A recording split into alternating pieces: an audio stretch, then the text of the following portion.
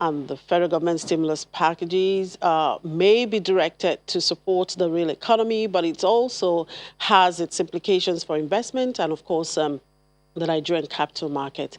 And joining me now to look at this is the head investment research at AfriInvest Securities, Abiodun Keribe.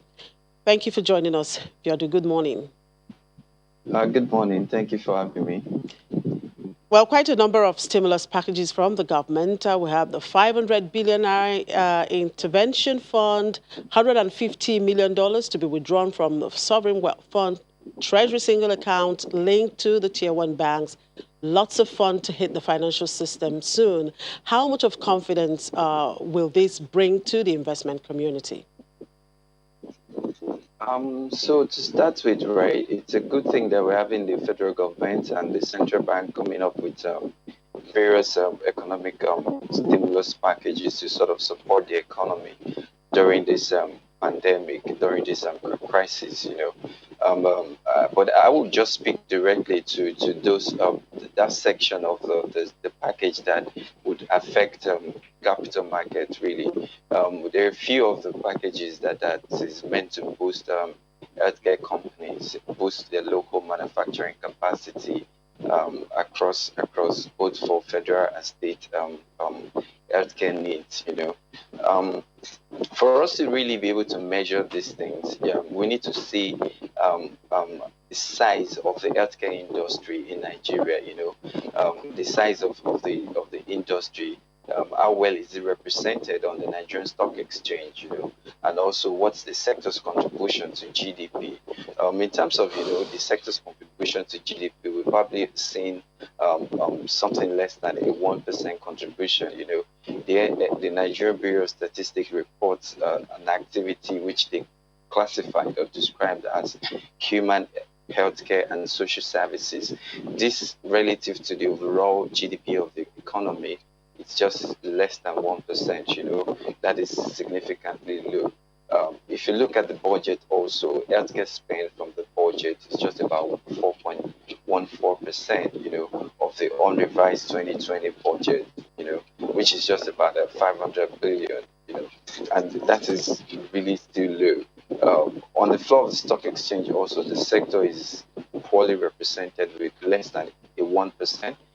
So in all of these three different statistics just sort of tells you how the sector has presented within the Nigerian system over the last decade and even beyond.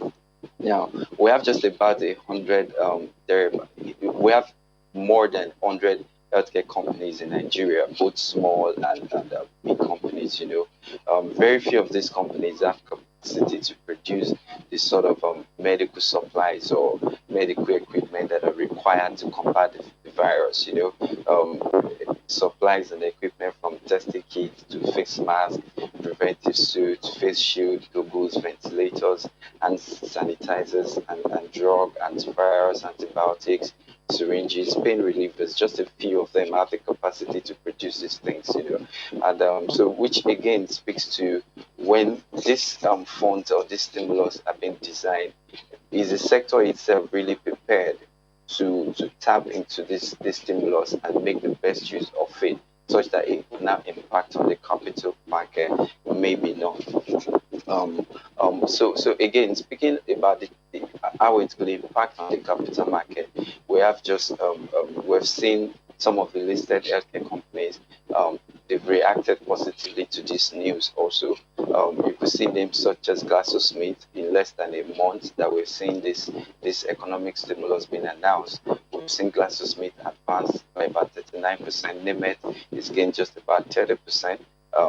We see maybe fitting in about 17 and 13% respectively. Even a Union Diagnostics, which the business does, I don't see so much other ties of it into combating the pandemic, has rallied close to 50% this year alone. The CBN on its own also announced about 10 healthcare companies that they intend to give funding to or provide funding to be able to develop local capacity. Of all of these 10 companies, there are just about 4 of them that are listed, which also speaks to you that the sector is not well represented on the stock exchange. So the impact we'll be seeing on the capital market may not be so significant. Again, if you look at how the stimulus are being channeled, and compared to what we find at the advanced and emerging economies, find economies such as the European Union, the ECB, European Central Bank, announced 2 different packages which are targeted towards bond buying, to support the bond market. The US also has announced funds to support the bond market so that they are buying bonds in the market and buying US Treasury for a very long time until when they see that the pandemic has been put into into proper shape or has been converted really. So some of the funds, the target of the funds are not directly on the capital market. This is the portion of it that could touch on the capital All right, market Biodu. is not represented on the capital market. Biodu. Yes. Yeah. We sincerely apologize. We have to discontinue with this conversation. We have poor audio there with the Skype. Okay, let's look at Tuesday's market activities. And we have Temple Ashaju there. Hello, Temple. Well, we saw a rebound, not just on the Nigerian market, but on the global scene. What changed the narrative for the markets yesterday? I think it's basically because we've continued to see valuations dropping much lower. A lot of companies have now dipped in terms of their performances. Their prices are low. There hasn't been so much of capital appreciation. If you look at that carefully, you realize that prices have bottomed out in terms of losses, and that's why locally here we're able to see such a sentiment as well. Fundamentally sound stocks really, really low in prices, and so investors yesterday came in and, of course, picked up all of those low valuations, which was why we were able to get this 1.24% gain that we recorded yesterday, and that's translated to 133.31 billion naira in terms of gains to the markets yesterday. That's why we were able to mitigate the losses that we would have also realized around the equity cap of the markets, which is now 10.905 billion naira. Basically, we know that this performance was driven by Omoluabi Savings and Loans, which is now Omoluabi Microfinance Bank. They recorded some 1.1 billion units of shares traded yesterday for a value of just 605 million naira in the market. It looks like some kind of cross-dealing must have taken place. We're not too sure, but we know that that was what pushed up the volume to 1.44 billion, of course, for a value of 5.56 billion naira, which is now a representation of some 39% of increase compared to what we did in the preceding session. And of course, we had 4,647 deals in all yesterday. But if we also look at the performance of the market yesterday, if we go by the market breadth, it was really positive. We saw investors going for some 24 gainers in the markets yesterday, and of course a lot of the banking stocks were involved in that, and we have MTN also making some gains there. Of course, quite a number of other companies that you have, that are fundamentally sound in the market, but have actually hit the floors in terms of prices and their values.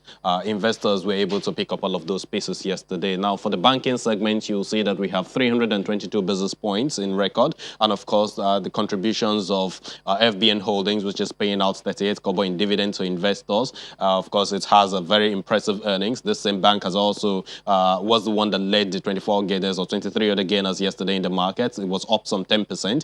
It has also announced in its financial statement put out to the stock exchange that it is looking to do away with its stake, some 65% stake it has in FBN Insurance. And of course, that eventually will bring about some more liquidity to the banking segment and all the subsidiaries of this particular company. So with saw FBN Holdings contributing massively to this yesterday. We had Fidelity Bank also contributing to it. GT Bank, in spite of getting some 84 basis points, was also, by way of volume, able to contribute more to the gains that we saw here yesterday. For the consumer goods segment of the market, Cadbury is on spotlight. This is a particular company that has now been dipping lately. Since the beginning of this year, investors have been giving so much of cold shoulder to this particular company. Cadbury contributed massively to the 0.14% decline that we saw on this segment of the market yesterday. If you look at this particular company, it's now trading at some 49.19% below its year high price of 12 naira 50 kobo. Now it is doing 6 naira 30 kobo. So the volume of the transaction that we saw yesterday, which was just 730,000, actually reflects the fact that investors have been dumping this particular share. We don't know why. They may have their reasons, but it's something that we'll certainly get to know by way of translation in the markets much later. Industrial goods segment of the market, we saw a situation where WAPCO was able to contribute some 9% plus to this particular company. Here's the reason. WAPCO was up some 9 point something percent yesterday. They've been able to reduce their debt balance sheets significantly since they did away with the subsidiary that they have in South Africa. That impacted the gains that we saw under this segment of the market yesterday. But if you look at insurance, it's down by 218 basis points. We got Mansard, which is down by about 10%. We got WAPIC, was also down by more than 7%, 7.14% precisely, and contributed to the losses that we have in this segment of the market. Now you see oil and gas segment of the market. Here we're down by some 62 basis points, and that's because Adova PLC lost about 10% in value yesterday. And of course, if you do the valuation, you realize that the impact it has on this segment of the market is 0.62%. Moving on to the energy segment of the markets, here's what we have: 12 naira 445 kobo for the price of Adova, and of course was down by 9.78%. That's about 10% if you ask. And of course, every other segment or stocks that we have under this segment of the market really didn't move. Every other stocks, Platts, which had dipped the previous session by about 10%, remained unchanged yesterday. Total, all of these companies didn't have much actually yesterday. Capital Oil, RAC Unity, they all remain where they've been for a while. For the unlisted securities side of the market, we got 0.01% increase. That's a marginal gain at 694.82. Market capitalization at 510.39 billion naira. Volume of transaction is 1.05 million. And of course, it's because we were able to get some movement in the share price of CSCS, which was up some 0.02%. And they did some 18.70 million units, 18.70 million naira worth of transaction yesterday. But if you factor in the transactions or trades that we saw across the counter of WAMCO, which is Friesland Campina WAMCO PLC, you have two deals here. So CSCS has just one deal for a value of almost the entire 18.75 million naira. And of course, we had some transactions on the counter of WAMCO PLC, which is just one deal as well. Moving on to the debt side of the market, we see a situation where across board, the bonds, the treasury bills, and of course, open market operations, which is the OMO maturity side, investors continue to push in their money. The local players have no outlet for investments at this point in time. So what they have to do is to continue to cherry pick across board. And if you look at what we have on the bond side of things yesterday, investors went more for the short and of course the mid end of the curve. We saw transactions across the 2023 security. This particular paper here, 2023 security was priced lower at 106 naira before, but then it settled at 108 naira 56 kobo yesterday after we saw some 1.5 billion naira worth of transactions exchanged on it, and all of that just took place in 3 deals. We know that there were some sort of transactions around the 2028, bidding around the 2027 as well, but that was a bit mild compared to what we saw across, but investors have been more interested at the 2049 and of course the short end of the curve, a little bit of the mid end as well. And so we recorded this 25 deals in total yesterday, given others trades that we also saw yesterday at a value of just 17.96 billion Naira.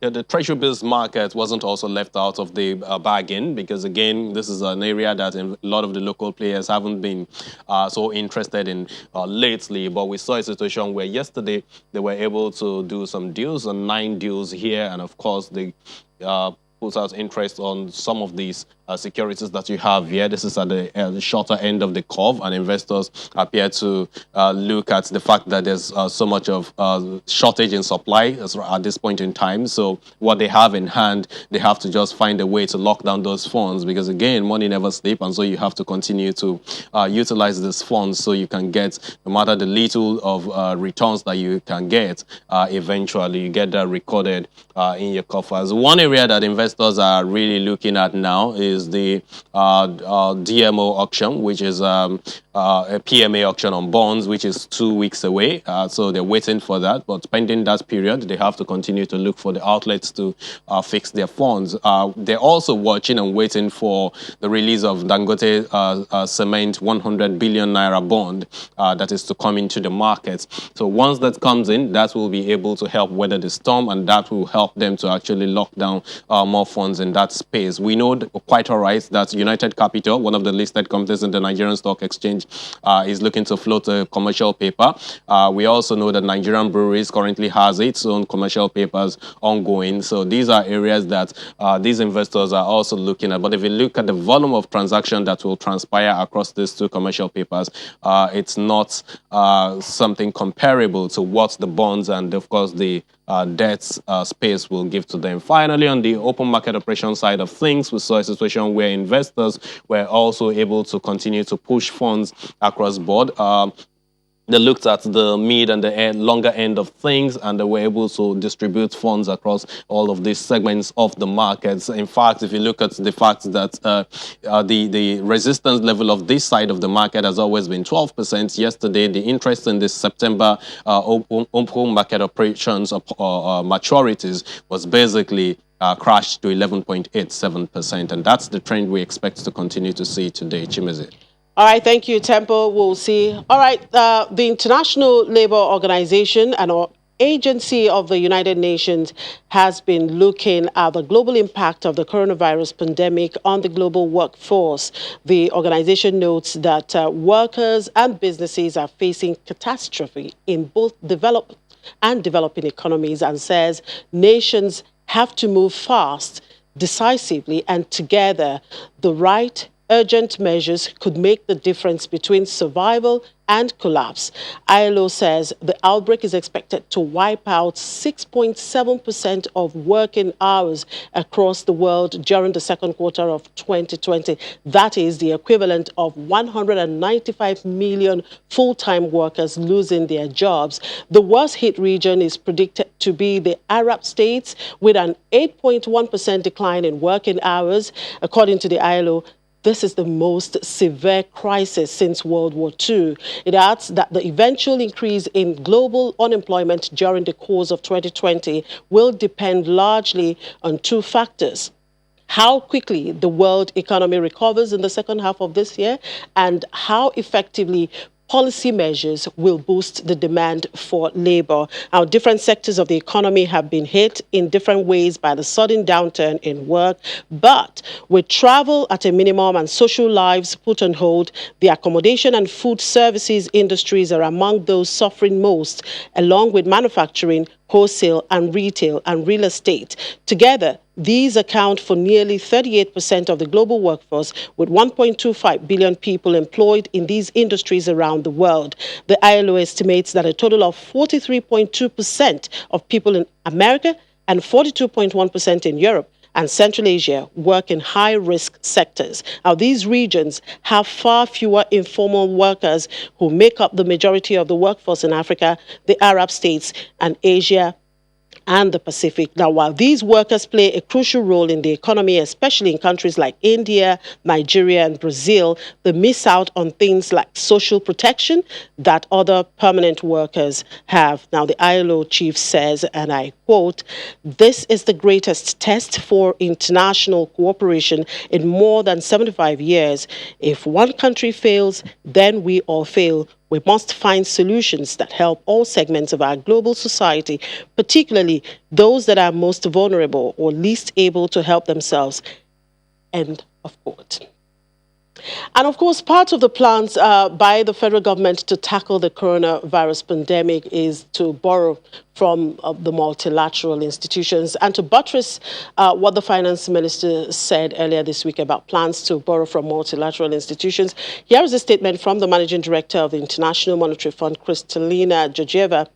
And I quote, Nigeria's economy is being threatened by the twin shocks of the COVID-19 pandemic and the associated sharp fall in international oil prices. President Buhari's administration is taking a number of measures aimed at containing the spread of the virus and its impact, including by swiftly releasing contingency funds to Nigeria's Center for Disease Control and working on an economic stimulus package that will help provide relief for households and businesses impacted by the downturn. Now, to support these efforts, Nigeria's government has requested financial assistance under the fund's rapid financial instrument. This emergency financing would allow the government to address additional and urgent balance of payments needs and support policies that would make it possible to direct funds for priority health expenditure and protect the most vulnerable people and firms. We are working hard to respond to this request so that a proposal can be considered by the IMF's executive board as soon as possible. End of quote. I will take a break, and when we come back, we do an opening call to London as well as the debt and currency markets. To stay with us.